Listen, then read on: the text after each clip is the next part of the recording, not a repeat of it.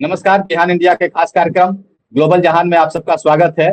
और आज हम ग्लोबल जहान में बात करेंगे दक्षिण अफ्रीका में हुए चुनाव के और उसके परिणामों की। हमारे साथ जुड़ रहे हैं जेएनयू के रिसर्च स्कॉलर समीर भट्टाचार्य। समीर जी, हम अपना क्वेश्चन आपसे शुरू करें। सबसे पहला सवाल कि साउथ अफ्रीका के इन चुनावों पर पूरी दुनिया की नजर है, क्या खास हुआ है इस बार इस चुनाव में और ये स्पेशल क्यों है? Thank you Piyush ji. सबसे पहले तो मैं आपका धन्यवाद देना चाहूंगा कि आपने मुझे आपकी स्टूडियो में बुलाया और ये बहुत ही इम्पोर्टेंट टॉपिक है।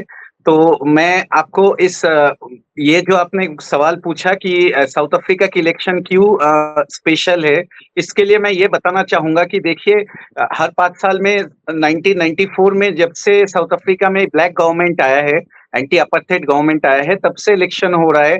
हर 5 साल इलेक्शन हो रहा है, बट इस बार जो हुआ, इस बार काफी स्पेशल था क्योंकि इस बार 50 से ज्यादा पॉलिटिकल पार्टीज इसमें पार्टिसिपेट किए। और हर बार इलेक्शन में किसी ना किसी तरीके से, हाँ, उनका जो रूलिंग पार्टी है अफ्रीकन नेशनल कांग्रेस एएनसी, वो हर बार उनका जो वोटिंग शेयर है हर बार थोड़ा सा ना डिक्लाइन हो रहा है। थोड़ा एंटी इनकम्बेंसी की चलते डिक्लाइन हो रहा है, लेकिन समहाउ उन्होंने हर बार एक सिंगल मेजोरिटी मिला था उनको। लेकिन ये पहली बार ऐसे हुआ कि उनका वोटिंग परसेंटेज जो 2019 में 57% था, उधर से गिर के एकदम से 40% में आ गया है। तो अभी इस बार जो इनका जब रिजल्ट आया, ये जून की फर्स्ट वीक में ही आया है, तो इनको ये साउथ अफ्रीका में पहली बार एक कोalition गवर्नमेंट बनने जाने वाला है। तो इसके चलते, क्योंकि साउथ अफ्रीकन पॉलिटिक्स में ये कोalition क्या होता है कभी किसी ने ना तो देखा है ना तो सुना है। तो इसीलिए साउथ अफ्रीका कंट्री के अंदर, बल्कि पूरे अफ्रीकन कंटिनेंट में एक डर सा पैदा हुआ है कि क्या होने वाला है। तो इसी के चलते मैं कहूंगा कि इलेक्शन सही में वाकई में स्पेशल है। जी, जो गवर्नमेंट आज बनी है, हम अब स्टूडियो में शूट कर रहे हैं, इसी वक्त जो है साइरिल रामाफोसा जो है फिर से इलेक्शन नियुक्त हो गए हैं। वहां जो गवर्नमेंट बनी है, जो अलायंस की आप बात कर रहे थे, वो अलायंस डेमोक्रेटिक अलायंस एक pro business pro white party के साथ अलायंस किया गया है। मैं आपसे ये सवाल जानना चाहूंगा कि इस अलायंस का साउथ अफ्रीका की डेमोक्रेसी पे क्या असर पड़ेगा और आप कैसे इसको इवेलुएट करते हैं, साउथ अफ्रीका के डेमोक्रेसी को और इस अलायंस को? बहुत अच्छा सवाल है। तो देखिए, ऐसा है कि कोalition गवर्नमेंट जो फॉर्म हुआ है, इनको क्योंकि इनको मिला था 40% वोट शेयर, और जो सेकेंड लार्जेस्ट पार्टी है, मतलब अपोजिशन है, वो है उनका डेमोक्रेटिक अलायंस डीए, जिसको काफी हद तक प्रो बिजनेस और प्रो व्हाइट पार्टी माना जाता है। और उनके साथ दो छोटे छोटे पार्टी, पैट्रियोटिक अलायंस एंड इनका था पार्टी करके भी एक है। ये चारों मिला के एक नेशनल यूनिटी गवर्नमेंट फॉर्म किया है। लेकिन ये आप अगर सोचेंगे कि एएनसी और डीए दोनों मेन पार्टी है, ये दोनों का कोalition, ये इंडिया के हिसाब से आप देखेंगे तो इट्स लाइक जैसे कि कांग्रेस और बीजेपी का सरकार बन रहा है। तो काफी हद तक लोगों में सवाल है कि ये क्या होने वाला है इससे। और इन दोनों का, क्योंकि आइडियोलॉजिकली ऑल्सो इन दोनों में काफी डिफरेंस है। मैं आपको एक उदाहरण दूंगा, जैसे कि एएनसी, ये पार्टी बना ही था ब्लैक एम्पावरमेंट के लिए। तो इनका इनका एक पॉलिसी है, ब्लैक एम्पावरमेंट एक प्लान है, ब्लैक एम्पावरमेंट प्लान, जिसके तहत ये लोग, जो जो लोग ब्लैक है, उनको कुछ स्पेशल प्रिविलेज देंगे। लेकिन उस पॉलिसी के डायरेक्ट खिलाफ है ये डीए वाले। फिर और एक पॉलिसी है, जैसे कि health for all, national health services for all. ये भी एनसी का एक पॉलिसी है, जिसके तहत वो सारे अब साउथ अफ्रीका वासियों को हेल्थ इंश्योरेंस देना चाहते हैं। डीए इसके भी खिलाफ है। और बहुत सारे ऐसे चीज है डीए में जो जिसके खिलाफ एएनसी है। तो आगे जाके ये लोगों की, इन दोनों की सरकार, मिलीजुली सरकार जो भी है, ये कोalition कैसे चल पाएगा, ये एक सवाल जरूर है। लेकिन मैं इसको पॉजिटिवली देखना चाहूंगा। देखिए, ये हर पार्टी एक अपना अपना छोटा छोटा इलेक्टोरेट को रिप्रेजेंट करता है। और अगर ये पार्टी, क्योंकि डीए का भी एक मेजर बेस है और एएनसी का भी एक बहुत बड़ा बेस है, अगर ये दोनों पार्टी एक साथ मिल जाते हैं और एक साथ मिलके सरकार चला पाते हैं, तो इसका मतलब आप सोचिए, almost every people in this south Africa is getting represented in this government. तो उस हिसाब से देखा जाए तो ये डेमोक्रेसी की एक बहुत बड़ी जीत है। इसमें एक ही चीज है, वो ये है कि ये जो रामाफोसा है, इनकी पहले भी प्रेसिडेंट रहे, इनको इनको बहुत अच्छे से एक पॉलिटिकल मैनोवरेबिलिटी जिसको बोलते हैं उस उनको बहुत अच्छे से वो दिखाना है। एक कोalition सरकार चलाना मुश्किल है, लेकिन इम्पॉसिबल नहीं है ये चला। और मुझे उम्मीद है कि ये बहुत अच्छे से ही चला पाएंगे। और मैं इसको कोalition की, ये जो कोalition सरकार है, मैं इसको तो डेमोक्रेसी की जीत मानूंगा। आपने अभी बताया कि ये गवर्नमेंट जो बनी है, अलायंस की गवर्नमेंट, जो विपरीत ध्रुव की, जो डिफरेंट, जो अपोजिट पोल की ये गवर्नमेंट बनी है, एएनसी और डीए की, और कुछ अदर पार्टीज की। डीए के जो डिमांड्स हैं, उस डिमांड्स में प्रो ब्लैक कई सारे कानूनों को हटाने की डिमांड रही है। ऐसे में आपको क्या लगता है कि क्या यह जो अलायंस है, ये एक स्टेबल गवर्नमेंट दे पाएगा साउथ अफ्रीका को और अफ्रीकन कंटिनेंट को? सही सवाल है। मैंने कुछ हद तक इस सवाल का जवाब पहले क्वेश्चन में ही दे दिया था। देखिए, ऐसा है कि क्योंकि ये सारे पार्टीज अपने छोटे-छोटे इलेक्टोरेट को रिप्रेजेंट करते हैं, तो इनके अलग-अलग गोल्स है, अलग-अलग ऑब्जेक्टिव्स है, और अलग-अलग इन लोगों ने अपने इलेक्टोरेट को प्रॉमिस किया हुआ है। तो जैसे मैंने ये ब्लैक एम्पावरमेंट प्रोग्राम का उदाहरण दिया था, और मैंने वैसे ही ये हेल्थ इंश्योरेंस का उदाहरण दिया था।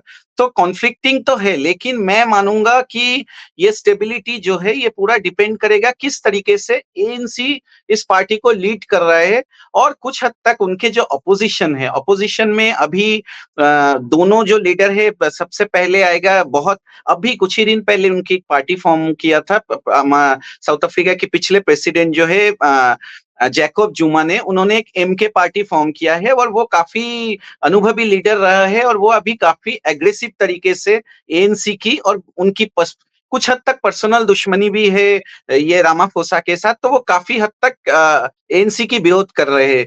और सिमिलरली और एक पार्टी है इकोनॉमिक, ईईएफ इकोनॉमिक पार्टी जो है, उनका जो लीडर है मालेमा है, वो भी एक फायरब्रांड लीडर माना जाता है। वो भी एकदम लेफ्ट आइडियोलॉजी से आते हैं, और वो भी एकदम से बहुत ही आवाज उठा रहे हैं कि एएनसी की जो पॉलिसीज में जो गलतियां है और जो भी उनको पसंद नहीं उसके खिलाफ आवाज उठा रहे हैं। तो मैं मानूंगा कि एएनसी काफी ये कुछ हद तक ये बल्कि अच्छा होगा, जो कुछ पॉलिसीज जिसमें देखिए at the end of the day हमको ये मानना पड़ेगा कि अफ्रीकन नेशनल कांग्रेस ये एकमात्र पार्टी है, ये हालांकि इसको मेजोरिटी नहीं मिला है, लेकिन ये 40% है, तो ये अपना जो सेकंड राइवल है वो 20% है।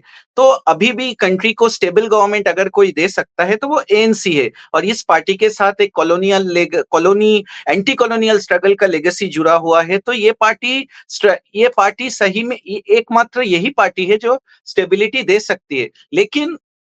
लेकिन बात यह भी है कि इसकी पॉपुलैरिटी घट रही है, इनको मेजोरिटी नहीं मिला है। तो मुझे लगता है ये एएनसी के लिए भी एक मौका रहेगा कि उनकी जो पॉलिसी में प्रॉब्लम आ रहा था, जो पॉलिसी को पूरे देश में मान नहीं रहे थे, उस पॉलिसी को वो सुधार लाए। और ये डीए और बाकी, बल्कि नॉट ओनली डीए, अपनी कोalition पार्टनर नहीं बल्कि ऑपोजिशन के साथ भी डिस्कशन की तरह, वही तो डेमोक्रेसी की जीत है। तो मुझे लगता है कि अगर ये लीडरशिप दिखा पाएंगे तो ये हो जाएगा। मेरा अगला सवाल, एएनसी और डीए की जो नेशनल यूनिटी की सरकार बनी है, इस सरकार का साउथ अफ्रीका के फॉरेन पॉलिसी पे क्या इम्प्लीकेशन है? क्या आपको दिखता है कि क्या इम्पैक्ट पड़ेगा साउथ अफ्रीका के फॉरेन पॉलिसी पे इस गवर्नमेंट के, नेशनल यूनिटी के गवर्नमेंट का, एएनसी और डीए की अलायंस की गवर्नमेंट का? बहुत सही सवाल है।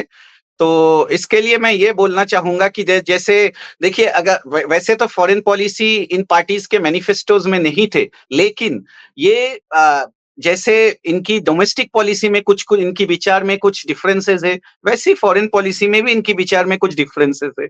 जैसे मैं बताऊंगा, ये अभी जो ये मल्टीपोलर वर्ल्ड चल रहा है, उस मल्टीपोलर वर्ल्ड में एएनसी की जो पॉलिसी वो काफी हद तक नॉन अलाइंड रहा है। इनका चाइना के साथ भी दोस्ती है, रशिया के साथ भी दोस्ती है, यूएस के साथ भी दोस्ती है।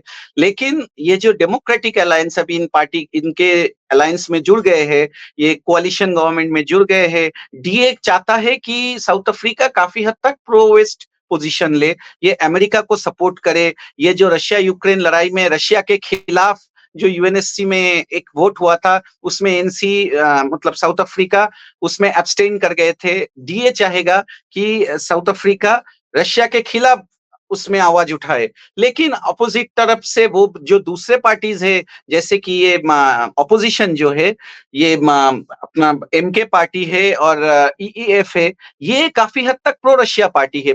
और जैकब जुमा तो बोलते ही है कि ओपनली उन्होंने बोला है कि western world order is over, अभी हमको BRICS is the upcoming thing, तो हमको साउथ, ग्लोबल साउथ की तरफ जाना चाहिए। तो हाँ, इसमें बहुत सारे डिफिकल्टीज आएंगे।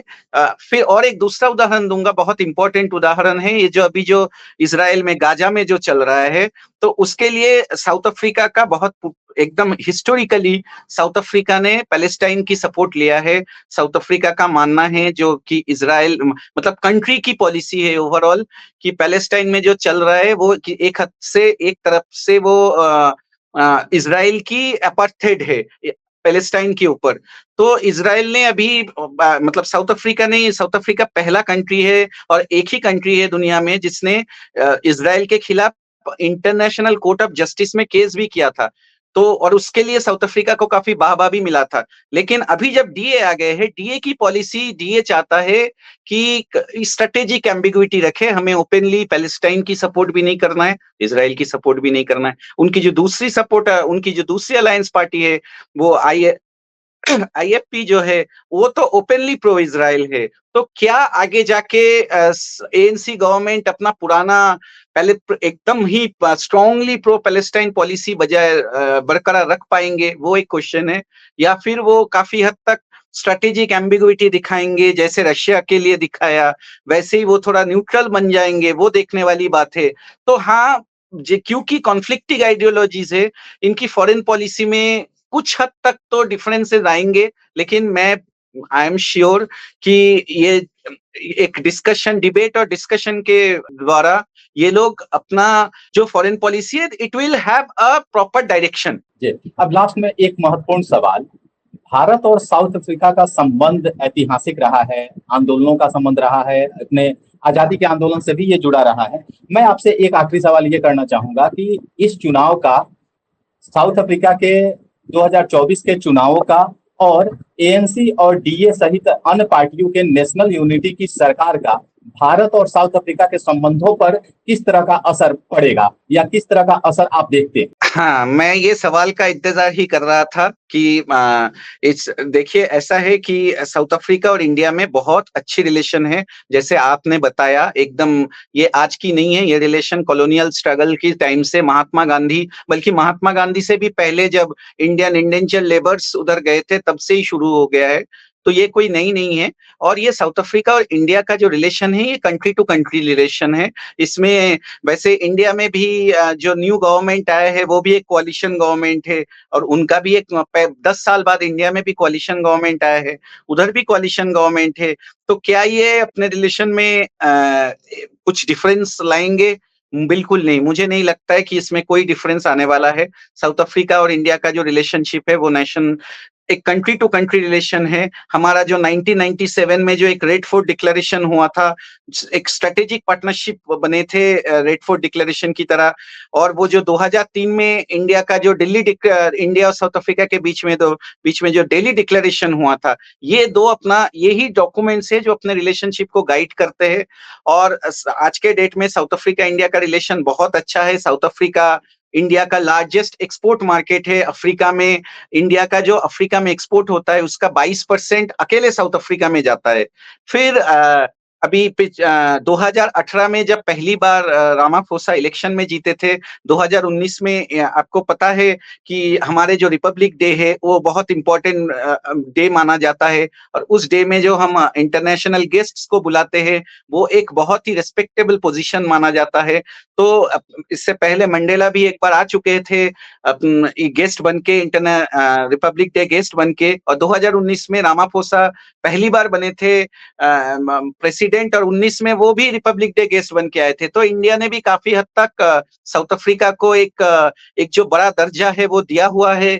उसके बाद 2019 से लेके 24 तक बहुत बार हमारे प्राइम मिनिस्टर मोदी और उनके प्रेसिडेंट रामापोसा मिले थे। अभी अगले साल 2025 में जो ब्रिक्स समिट है वो साउथ अफ्रीका में ही होने वाले हैं।